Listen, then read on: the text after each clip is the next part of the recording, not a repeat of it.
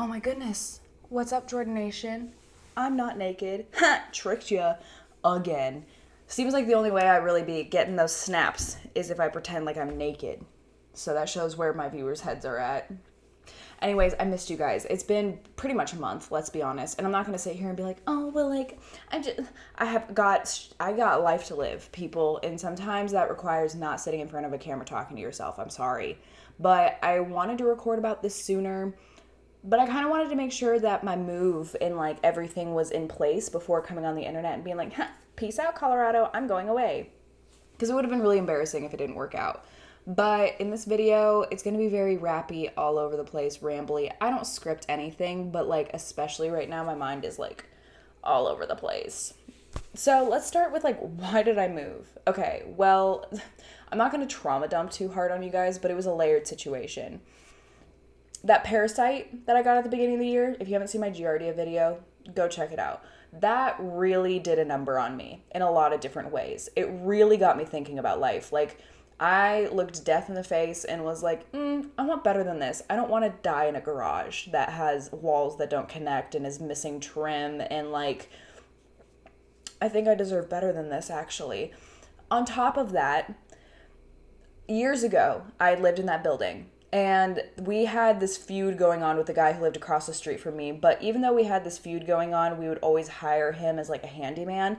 And so he was really petty. He literally hooked up my water heater and my furnace incorrectly and picked cheaper units than what my landlord had paid for. And so not only did I get water damage from the first time I take a shower with that water heater, it burst all over the floor. But not only that, he hooked up the heat in such a way where it was literally just blowing heat out of the unit 24/7, and it made my utility bill over $800 a month. For like years, it was like that. Like even when I moved out and then moved back in, it was like that. So I was like, is it just, are utilities this expensive? I really don't think so. Like when I've lived any other place, they've never been this expensive. Craziness. On top of that, due to the water damage from the water heater and a bunch of roof leaks, there was toxic mold all up in that place. And so like, I couldn't think straight. Like I would get sick, so I couldn't work. But then I would stay home because I was sick, which would make me more sick. And then also like between like the parasite, starvation, moldy environment, like my brain, I literally would be in the middle of a sentence and I would forget what I was saying mid-sentence. It got to the point where I literally downloaded an alarm clock that made me do memory tests in the morning to turn it off because I was so worried about my brain. I was like, did my partying days get the best of me? I'm only 25. Not even 25 yet. Like, that seems not correct. I feel like I should at least get until like 38. I feel like that's when I start noticing people getting a little neurotic. So all of these things made me realize like, and you know, there's an emotional like, I've lived in that town and in that valley for as long as I can remember, and there's so many just like sad, painful memories tied to that place. And as a whole, to generalize the entire place, they have no value for the people who live there. They only want tourists' money, and then they also only want your money, and they will just like pillage your wallet until it's robbed clean, and then they'll be like, well, aren't you just grateful to be in one of the most beautiful places on earth? Like, no, I'm not, actually, because it makes it hard to appreciate the beauty when you're literally closed in a tiny little bubble of mountains, and like you're not even able to see the world outside. Like the culture there is so weird. No wonder people call us Colo weirdos, because what is even going on over there? Like, check in on your Colorado friends, because I was spinning out. And so I was like, I think a change of environment would be kind of healthy. And every time I've ever moved, it's never been like a move for me. It's never been like something, like sure I wanted to do it, but it was always like, oh, I'm going to go move in with a boyfriend. Oh, I'll go move back into this place. Like things were always kind of laid out for me. Like even when I made that free will video, I was talking about moving back to Louisiana because I was thinking about getting back together with my ex-boyfriend, even though I hate Louisiana. I almost did the exact same thing with a friend in Louisiana. But my family situation got so screwy and weird and like, is this making your head hurt? because it made my head hurt. So I was like, let's start doing some research. Let's start thinking about things. So this is where like my decision making, I'm so glad it worked out the way that it did. Makes me believe in a higher power to some degree because girl, what is this reasoning? Thank you. Um Somebody asked me about my last name. And I've never met anyone with my last name. I've never known where it came from. So every time I've ever looked it up on Google, it even is like, girl, I don't know. But now with all like the AI kind of stuff, it was like it's of American descent and it's very popular in Ohio. And I was like, Ohio, interesting. So my people live in Ohio. I also know that everyone talks crap about Ohio. Like, it's like the butt of a lot of jokes. And so I was like, I bet you the rent would be real cheap. I bet you it'd be real affordable to live there. So I started doing research.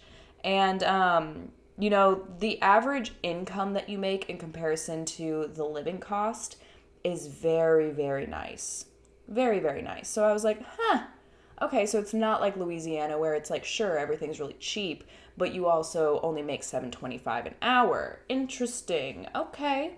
So I start looking into the different cities.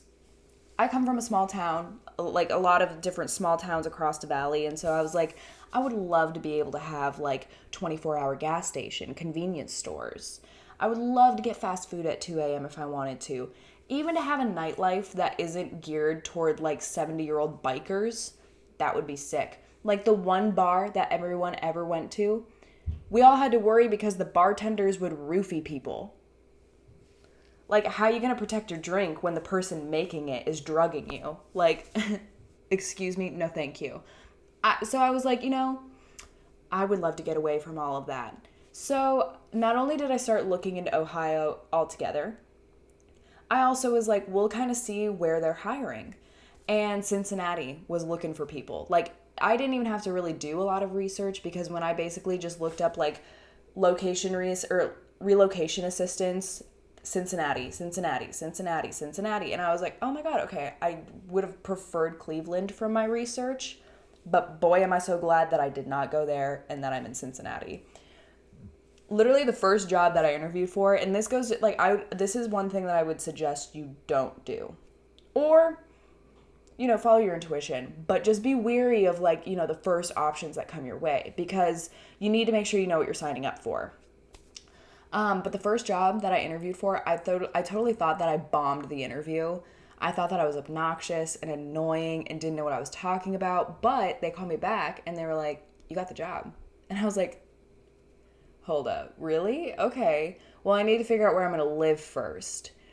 So then I started looking at apartments and I was so eager to get into something that, of course, I was looking at good neighborhoods. I did research. It wasn't like I just blindly was like, hey, take my money, let me move in. But I did also just kind of like the first one that sent me a virtual tour. I was like, that'll do. I literally live in a moldy garage right now. Like anything could be better. As long as the price works out well and it's in a good neighborhood, I honestly don't even care. And the nice thing about this place is like it was newly renovated. Like it has new hardwood floors, it has all new bathroom appliances, it has a new bathtub. I haven't been able to take a bathtub in one of the baths that I've had in like since I lived with my dad. That's crazy. That was years ago.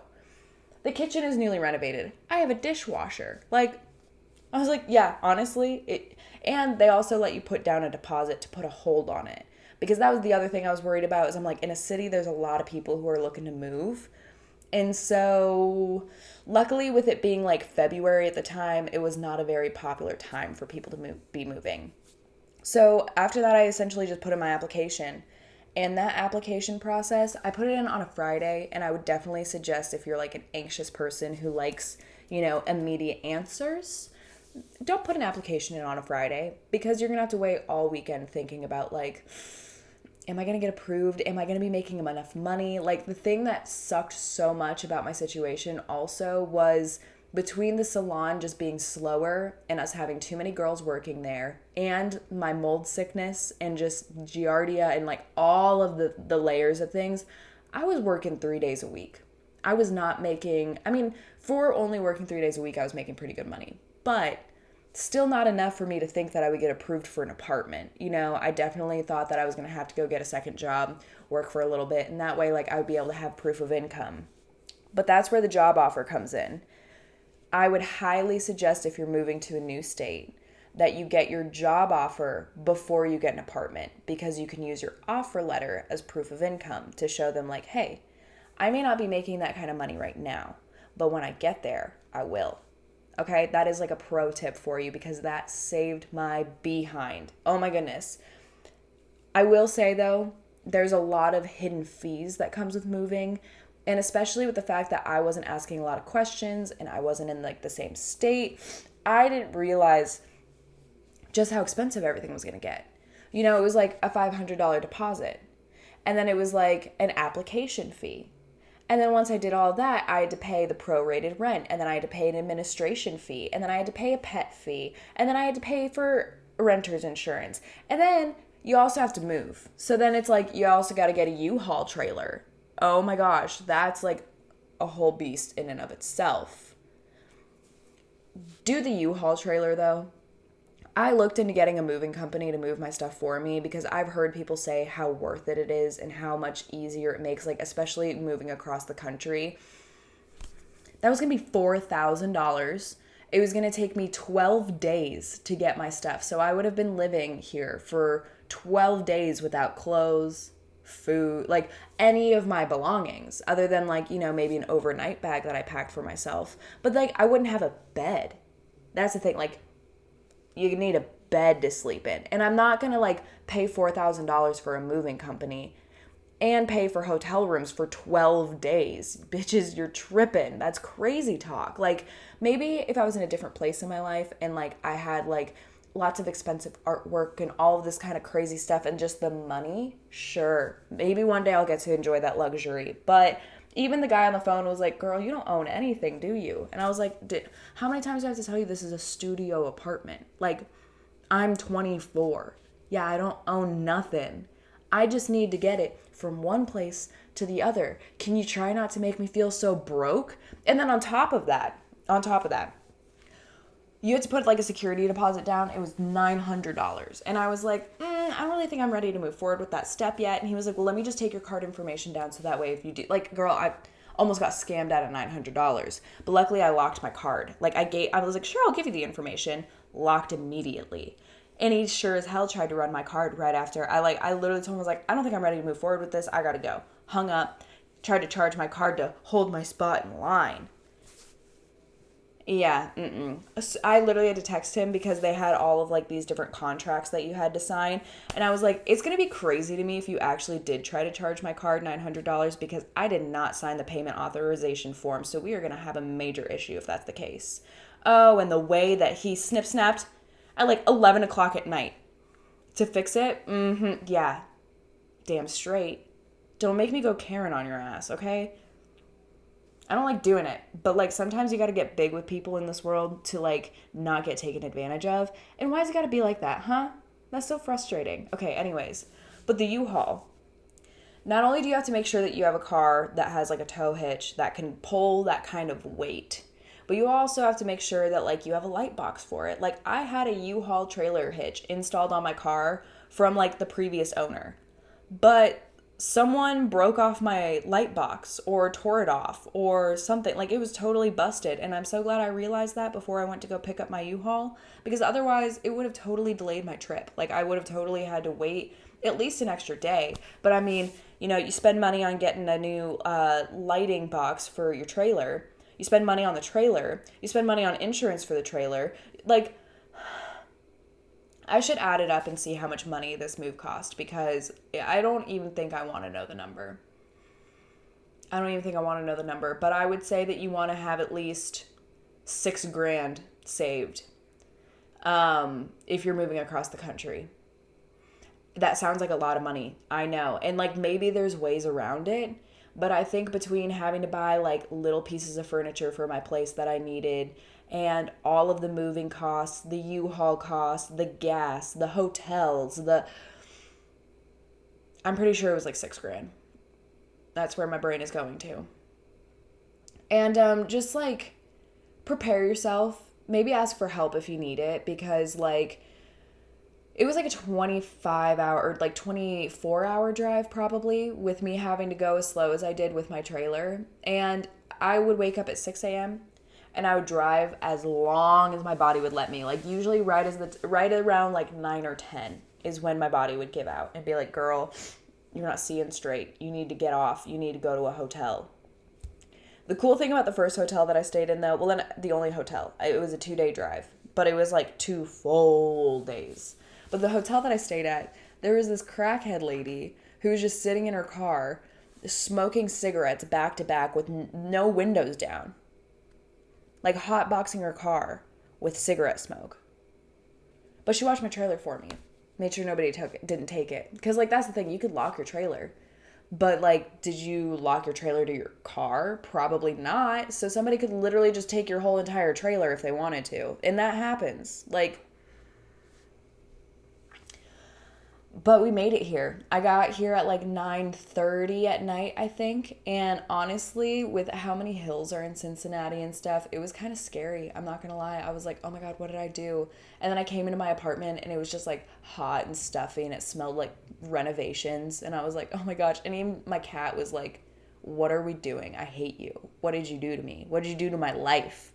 We've moved 6 times in the last year. Yeah, my cat hates me. But now that we're all settled, he's really excited about it. I think he's happy to not be in like a dingy garage that's full of poisonous spiders and stuff. And I start my new job on Monday.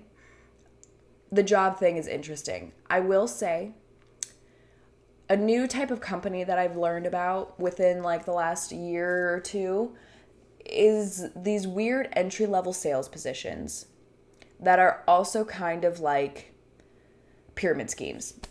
They wouldn't like to hear me call them that. It's not what they are, but it's like if you talk to any person just in conversation, they're going to tell you like, oh, you signed up for a pyramid scheme. Cool. They're the perfect fit though for the right type of person because, okay, don't get me wrong.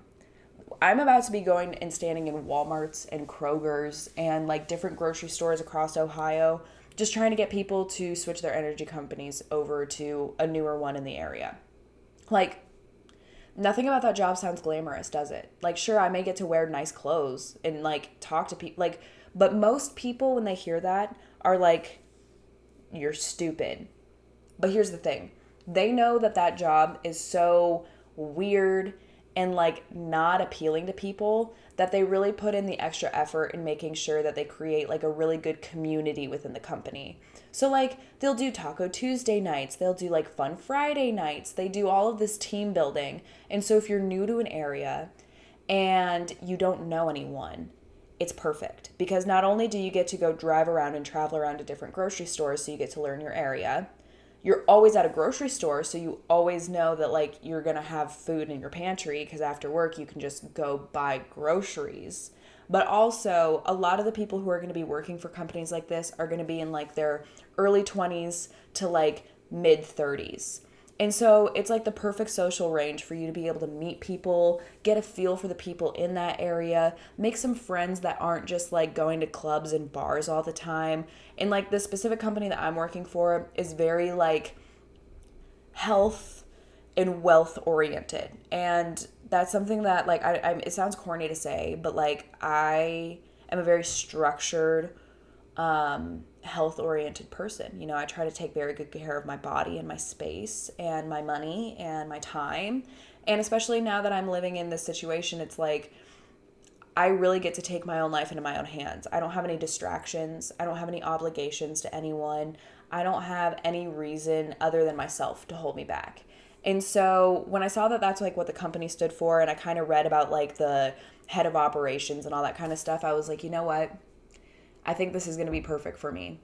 It may be a little bit of like a weird setup, but when you look at the positives and you look at the ways that it can help you benefit your situation, that's what's important when you're looking for a job. It doesn't have to be something super permanent.